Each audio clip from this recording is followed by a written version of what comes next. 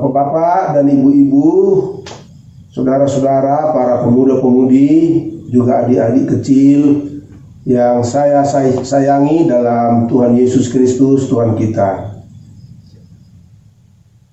Sebelum saya memulai khotbah ini dengan doa pembuka, izinkanlah saya menyampaikan salam dari Sekolah Tinggi Teologi HKBP di Pematang Siantar, di mana saya bertugas sebagai tenaga pengajar. Horas, Shalom. Marilah kita berdoa.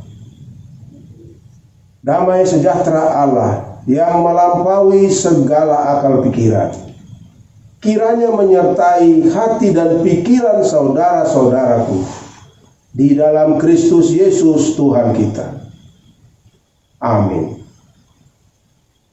Saudara-saudara sekalian, firman Tuhan yang akan berbicara kepada kita pada minggu pertama setelah Trinitatis adalah yang tertulis di dalam kitab Injil Lukas pasal yang ke-12 ayat yang ke-13 sampai 21.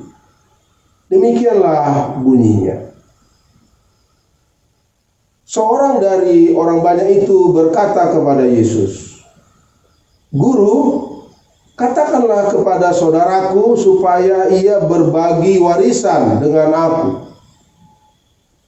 Tetapi Yesus berkata kepadanya, "Saudara, siapakah yang telah mengangkat aku menjadi hakim atau pengantara atas kamu?" Katanya lagi kepada mereka, "Berjaga-jagalah dan waspadalah terhadap segala ketamakan. Sebab walaupun seorang berlimpah-limpah hartanya, hidupnya tidaklah tergantung daripada kekayaannya itu." Kemudian ia mengatakan kepada mereka suatu perumpamaan, katanya, "Ada seorang kaya, tanahnya berlimpah-limpah hasilnya. Ia bertanya dalam hatinya, 'Apakah yang harus aku perbuat? Sebab aku tidak mempunyai tempat di mana aku dapat menyimpan hasil tanahku.' Lalu katanya, 'Inilah yang akan aku perbuat. Aku akan merombak lumbung-lumbungku, dan aku akan mendirikan yang lebih besar, dan aku akan menyimpan di dalamnya segala gandum dan barang-barangku. Sesudah itu aku akan berkata kepada jiwaku, jiwaku, ada padamu banyak barang, tertimbun untuk bertahun-tahun lamanya. Beristirahatlah, makanlah, minumlah, dan bersenang-senanglah.' Tetapi firman Allah kepadanya, 'Hai engkau orang bodoh, pada malam ini juga jiwamu akan diambil daripadamu, dan apa yang telah kau sediakan, untuk siapakah itu nanti?'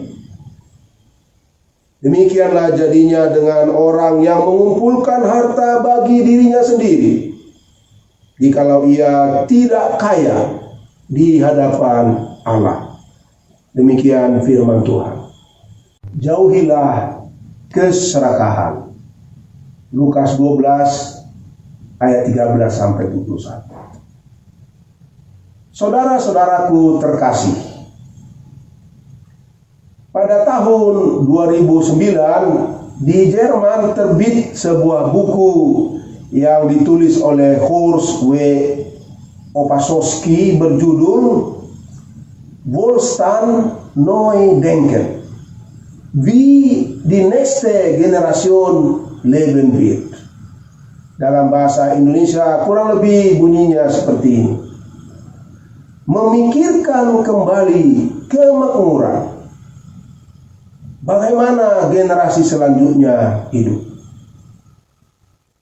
Buku ini membahas tentang bagaimana bangsa-bangsa kaya memandang kemakmuran. Bangsa Jerman misalnya, yang menjadi kaya setelah Perang Dunia Kedua sampai tahun 1989, dan setelah itu menjadi bangsa yang sangat makmur setelah Amerika Serikat dan Jepang. Kemakmuran mereka bukan saja karena hidup disiplin dan kesukaan menyimpan uang, tetapi juga karena pengetahuan teknologi yang menjadikan mereka sebagai negara industri utama di dunia, bangsa besar pengekspor hasil-hasil industri. Bangsa-bangsa berlomba untuk menjadi paling makmur. Namun, saudara-saudara, rupa-rupanya kemakmuran tidak selalu menjamin kebahagiaan. Masyarakat di negara makmur sangat mudah panik dan stres jika terjadi goncangan atau krisis ekonomi. Keinginan untuk memiliki sebanyak-banyaknya memang menyusahkan diri sendiri dan orang lain. Selalu ingin lebih dan lebih. Jiwa tidak tenang. Itulah keserakahan atau ketamakan. Saudara-saudara, Yesus berkata, karena di mana hartamu berada, di situ jugalah hatimu berada. Lukas 12 ayat 34. Sejarah telah membuktikan kerakusan, keserakahan, ketamakan selalu mendatangkan perselisihan, perang, dan bencana antara sesama saudara, sesama tetangga, di jemaat, sebangsa, antar bangsa-bangsa, dan juga merupakan alasan untuk penjajahan, kolonialisme, perbudakan, rasisme, diskriminasi, seperti yang kita baru lihat belakangan di Amerika Serikat, adanya rasisme terhadap kaum kulit hitam, eksploitasi, serta penghancuran alam ciptaan Tuhan, dan sebagainya. Atas ragam persoalan kerakusan, ketamakan, dan ketidakbahagiaan inilah penulis buku tadi menawarkan sebuah pemikiran baru, yaitu hiduplah dengan baik, alih-alih memiliki banyak. Dalam bahasa Jerman dikatakan Gut Leben statt viel haben. Misalnya, hidup tidak hanya harus diisi dengan bekerja terus-menerus demi memiliki sebanyak mungkin. Tetapi bagaimana caranya agar lebih mensyukuri yang sudah dimiliki? Punya cukup waktu untuk istirahat, menjaga kesehatan supaya panjang umur, dan berbagi dengan orang yang membutuhkan, dan lain-lain. Pada saat yang bersamaan, saudara-saudara, tahun 2010-an, gereja-gereja anggota Dewan Gereja-Gereja sedunia menyerukan kepada umat Kristen di seluruh dunia untuk mengubah pola pikir, yaitu tidak lagi bertujuan memiliki sebanyak-banyaknya dengan cara apapun, tetapi memiliki hidup yang sebaik-baiknya, hidup yang cukup, yang ugahan.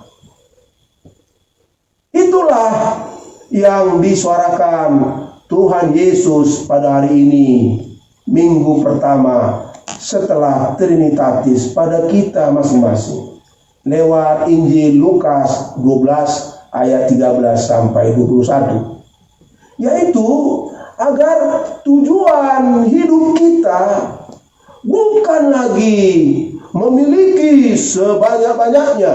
Dalam bahasa Yunani disebut huparchontos, melalui cara-cara keserakahan, ketamakan. Dalam bahasa Yunani disebut pleonexias. Sebab hidup kita tidak bergantung pada kekayaan tersebut.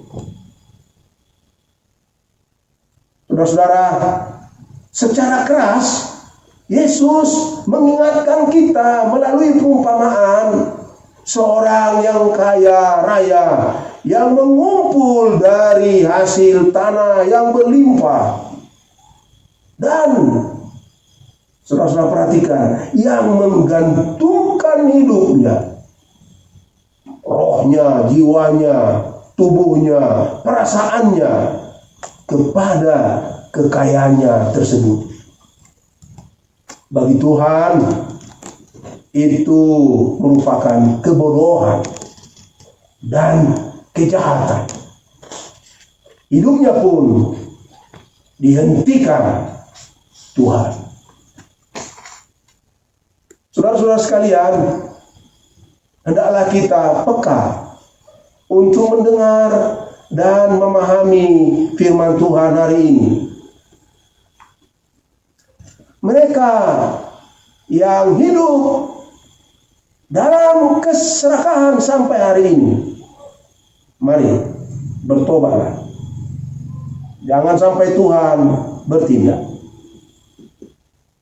Yang sedang tergoda untuk serakah, untuk tamak, mari saudara-saudaraku, segeralah menjauh dari sana. Keserakahan hanya akan membawa pada kehancuran.